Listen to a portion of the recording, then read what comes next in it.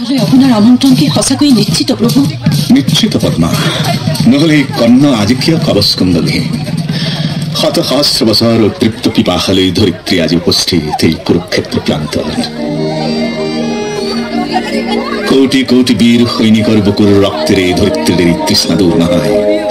তেওঁৰ অপেক্ষা মাত্ৰ এটি জ্বালাময় জীৱনৰ শোণিতলৈ। আৰু সেই জীৱন কাৰ তুমি জানা? কাৰ? মোৰ পদ্মা, তোমাৰ এই হতভাগ্য স্বামী কৰ্ণৰ। কৰ্ণ। মধুসূদন, এয়া তুমি কি কৰিলা? মধুসূদন মানুহ বিপদত পৰিলে ত্ৰাহি মধুসূদন বুলি চিঞৰে। আজি তুমি কাক মাতিছা পদ্মা? তোমাৰ মধুসূদনে যে চক্ৰান্ত নাম। নাই নাই, মই বিশ্বাস নকৰো। তুমি বিশ্বাস নকৰিলে সত্য জানো অসত্যলৈ ৰূপান্তৰিত হব? তোমাৰ মধুসূদনৰ চক্ৰান্তত সত্য পালনৰ অৰ্থে এই কৰ্মই কুৰুক্ষেত্ৰত তেওঁৰ জীৱনৰ আহুতি দিব। আৰু ভৱিষ্যতত যেতিয়া ইতিহাস ৰচনা হব, তেতিয়া মানুহে এই ইতিহাস পাঠ কৰি তোমাৰ মধুসূদনক কি কব জানা? কব, ঠিক মধুসূদন, ঠিক ঠিক স্বামী।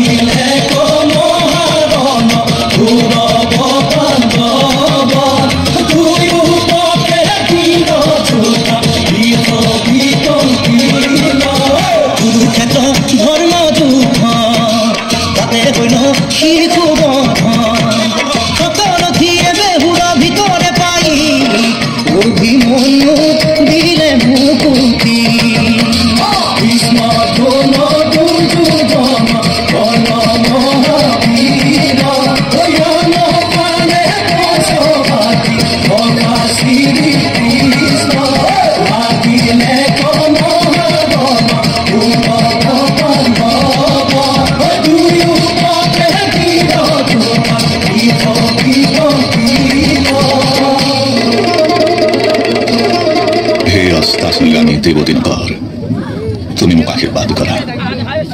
কাইলৈ প্ৰত্যুষতে আকৌ বাজি উঠিবলৈ বাধ্য নিনাদিত হব শ্ৰীকৃষ্ণৰ পাঞ্চজন। কুৰুক্ষেত্ৰত আকৌ আৰম্ভ হব মহাৰণ। এইবাৰ নায়ক মই। মোৰ ৰথৰ শীৰ্ষত তোমাৰ আশীৰ্বাদৰ হাত প্ৰসাৰিত কৰি ৰাখা দিনকৰ। মোৰ অস্ত্ৰত তুমি তোমাৰ উত্তপ্ত শিখাৰে আবিৰ্ভাৱ হবা। দেৱ, কোন তুমি? এই সন্ধিয়া ছয়াময়া পোহৰত এই নদীৰ তীৰত কি বিচাৰি আহিছা? ভাগ্যৰ দুখত আজি মই তোমাৰ বাবে অপৰিচিতা, কিন্তু বৎস, মই যে তোমাৰ ওচৰলৈকে আহিছো। মোৰ ওচৰলৈ? কোৱাই, তোমাৰ কিবা প্ৰয়োজন? তুমি মোক আই বুলি সম্বোধন কৰিছা, কিন্তু তোমাক পুত্ৰ বুলি সম্বোধন কৰাৰ পৰা মই যে চিৰবঞ্চিতা বৎস। কিয় আই? ধৰি লোৱা মই তোমাৰেই পুত্ৰ। কোৱাই, কি তোমাৰ পৰিচয়? মই কুন্তি। কি পাণ্ডৱ জন্মে?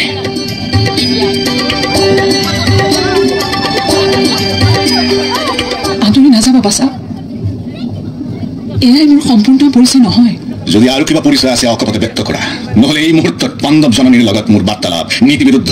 সেই পৰিচয় প্ৰকাশ হলে ভূমিকম্পত ধৰিত্ৰী চৌচিৰ হ'ব, সাগৰত ধুমুহাই প্ৰলয়ৰ সৃষ্টি কৰিব, আকাশত সশব্দে বজ্ৰই হুংকাৰ কৰিব। তেন্তে তোমাৰ সেই পৰিচয় গোপন হৈ থাকক। এতিয়া কোৱা, মোৰ ওচৰলৈ অহাৰ উদ্দেশ্য? ভিক্ষা বিচাৰি আহিছো পুত্ৰ। ভিক্ষা? পাণ্ডৱ জননী আহিছে পাণ্ডৱৰ চিৰবৈৰী কৰ্ণৰ ওচৰত ভিক্ষা বিচাৰি, ৰাজমাতা আহিছে ভিক্ষুকৰ পৰা ভিক্ষাৰ আশা কৰি। তুমি মোক ব্যংগ কৰিছা নেকি? তথাপিও কোৱা পাণ্ডৱ জননী, প্ৰাৰ্থীয়ে যি বিচাৰে তাকে দান কৰিবলৈ মই যে প্ৰতিজ্ঞাবদ্ধ। ধৰ্মৰ বাহিৰে তুমি যি বিচাৰা তোমাৰ চৰণত মই অৰ্পণ কৰিম। মই তোমাক উভতাই নিবলৈ আহিছো কৰ্ণ। মোক উভতাই নিবলৈ আহিছা? কলৈ আই? মোৰ এই অতৃপ্ত মাতৃপক্ষলৈ, তোমাৰ আপোনজনৰ মাজলৈ। বীৰ পঞ্চপুত্ৰৰ ভাগ্যৱতী জননী তুমি, আৰু মই হীন দীন অভাগা সুতপুত্ৰ।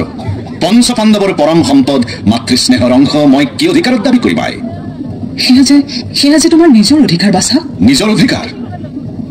ৰাতি নিজম হৈ আহিছে, এই লজ্জাকাতৰ মুখ এতিয়া আৰু কাৰো দৃষ্টিগোচৰ নহয়। শুনা কৰ্ণ, তোমাৰ জন্মৰ সেই অজ্ঞাত কাহিনী আৰু মোৰ ঘৃণিত পৰিচয়। তুমি মোৰে গৰ্ভজাত সন্তান। ক্ষান্ত হোৱা পাণ্ডৱ জননী, এই কাহিনী মই শ্ৰীকৃষ্ণৰ পৰাও শুনিছো, কিন্তু বিশ্বাস তেতিয়াও কৰা নাই। শ্ৰীকৃষ্ণ কপট, তেওঁৰ পক্ষে প্ৰতাৰণা সম্ভৱ। কিন্তু তুমি যে ধৰ্মৰাজৰ জননী, স্বাৰ্থ সিদ্ধিৰ বাবে এই প্ৰবঞ্চনা তোমাৰ শোভা নাপায়। প্ৰবঞ্চনা নহয় পুত্ৰ, প্ৰতাৰণাও নহয়। বিশ্বাস কৰা, ময়ে তোমাৰ জন্মদাত্ৰী জননী, আৰু তোমাৰ পিতৃ হৈছে সৌ গগনত চিৰ উদ্ভাসিত সূৰ্যদেৱ। দিনকৰ সূৰ্য? কৰ্ণ, তুমি সুতপুত্ৰ নহয়, তুমি যে সূৰ্যপুত্ৰ। তুমি এই অভাগিনী কুন্তীৰ জ্যেষ্ঠ পুত্ৰ বাছা। এতিয়াও বিশ্বাস হোৱা নাই? মই মিথ্যাভাষিনী নহয় কৰ্ণ। নহয়, মিথ্যাভাষিনী নোহোৱা তুমি, কিন্তু তুমি ৰহস্যময়ী ৰাক্ষসী, লজ্জাহীনা পাষাণী তুমি। কাইলৈ প্ৰত্যুষতে হ'ব মোৰ জীৱনৰ আকাংক্ষিত মহাৰম, আৰু এই সন্ধিয়া পৰিচয় দানৰ চলেৰে তুমি আহিছা মোক হত্যা কৰিবলৈ। তোমাৰ কোনো কথা, কোনো দৈৱ মানি মই বিশ্বাস নকৰো। মই জানো মই সুতপুত্ৰ, এই পৰিচয় হ'ল মোৰ জীৱনৰ শ্ৰেষ্ঠ গৌৰৱ। নহয় পুত্ৰ, এই দুখিনিক বিশ্বাস নকৰিবা। মোৰ কুমাৰী জীৱনৰ এটি মুহূৰ্তৰ ভুলৰ কাৰণেই তোমাৰ জন্ম। লোকলজ্জাৰ ভয়ত মই তোমাক নদীৰ সোঁতত উটুৱাই দিছিলো।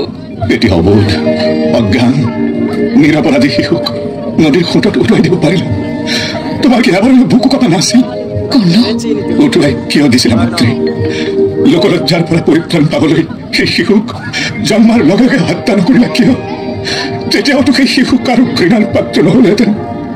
কোৱাচোন বুঢ়াই, নদীত বিসৰ্জন দিয়াৰ সময়তে জানো সেই শিশুৱে তোমালৈ চাই কান্দি উঠা নাছিল? এটোপাল চকুৰো জানো তোমাৰ চকুৰ পৰা নিগৰি পৰা নাছিল শিশুৰ ললাটত? তোমাৰ আজি হয়তো একোৱেই মনত নাই, কিন্তু মই জানো তোমাৰ অশ্ৰুৰ এটা টোপাল সেই হতভাগ্যৰ কপালত নিশ্চয় পৰিছিল। নহলে তাৰ চিৰজীৱনৰ যাত্ৰাপথ ইমান পিছল, ইমান দুৰ্গম হল কেনেকৈ? তুমি মোক তিৰস্কাৰ কৰা পুত্ৰ। আজি কেৱল এই তিৰস্কাৰেই মোৰ একমাত্ৰ প্ৰাপ্য। সেই শিশুৰ সম্বল হল মাত্ৰ চকুলো, আশ্ৰয় হল দুৰ্ভাগ্যৰ বিক্ষুব্ধ তৰংগ। নিয়তিয়ে তাকে টানি আনি হাতত অস্ত্ৰ তুলি দি থিয় কৰালে সহোদৰ ভাতৃৰ সন্মুখত, শত্ৰুৰ বেশত। কি চমৎকাৰ ভাগ্য মোৰ আই, আৰু এই সকলো তোমাৰেই দান জননী। সেই তিৰস্কাৰ কিয় তুমি মোৰ নমস্কাৰ গ্ৰহণ কৰা? এবাৰ মাত্ৰ উভতি অহা মাতৃৰ কোলালৈ কৰ্ণ, তোমাৰ সকলো অশ্ৰু মই মচি দিম মোৰ মমতাৰ আচলেৰে। এতিয়া আৰু সম্ভৱ নহয় আই। জন্মক্ষণত যি সম্পদৰ পৰা মোক বঞ্চিত কৰিলা, আজি সেই সম্পদ মোক উভতাই দিয়া তোমাৰ সাধ্যাতীত আই। সাধ্যাতীত নহয় পুত্ৰ। মই যদি কওঁ যুধিষ্ঠিৰে তোমাক জ্যেষ্ঠ বুলি মানি লৈ সিংহাসন এৰি দিব, বৃকুদৰে তোমাৰ শিৰৰ ওপৰত ধৰিব ৰাজছত্ৰ, অৰ্জুন হ'ব তোমাৰ ৰথৰ সাৰথী, নকুল সহদেৱ হ'ব তোমাৰ অনুগত অনুচৰ। ইমান প্ৰলোভন মোক নেদেখাবা আই, মই যে উন্মাদ হৈ যাম। মই যে দুৰ্যোধনৰ ওচৰত সত্যবদ্ধ, পঞ্চ পাণ্ডৱক হত্যা কৰিম, নতুবা কুৰুক্ষেত্ৰত মৃত্যুবৰণ কৰিম, এই মোৰ পণ। তুমি সঁচাকৈ তোমাৰ কনিষ্ঠ সহোদৰ হবক হত্যা কৰিবা কৰ্ণ? এতিয়া বুজিছো আই, কিয় তুমি আজি মোৰ ওচৰলৈ লুহৰি আহিছা। মোৰ বাবে তোমাৰ অন্তৰত বিন্দু মাত্ৰ মমতা নাই।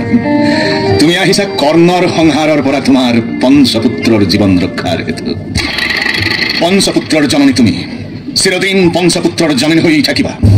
কাইলৈ কুৰুক্ষেত্ৰত হয় কৰ্ণ নহয় অৰ্জুন, এই দুজনৰ এজনে পৃথিৱীৰ পৰা চিৰ বিদায় ল'ব লাগিব। ভয় নকৰিবা মাতৃ, মৃত্যু এই কৰ্ণৰেই হ'ব।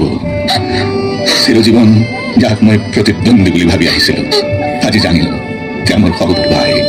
সেয়ে জ্যেষ্ঠ হৈ কনিষ্ঠৰ বুকুৰ হস্তাঘাত মই কৰিব নোৱাৰো। তোমাৰ জ্যেষ্ঠ পুত্ৰৰ মৰ্যাদা ৰক্ষা কৰিবলৈ মই হাঁহি হাঁহি মোৰ ভাতৃৰ হস্তাঘাতত প্ৰাণ বিসৰ্জন দিম। সন্তান হৈ মাতৃৰ বুকুত আশ্ৰয় ল'বলৈ নাপালো। মোৰ দুৰ্ভাগ্যক তুমি ক্ষমা কৰা, ক্ষমা কৰা, ক্ষমা কৰা।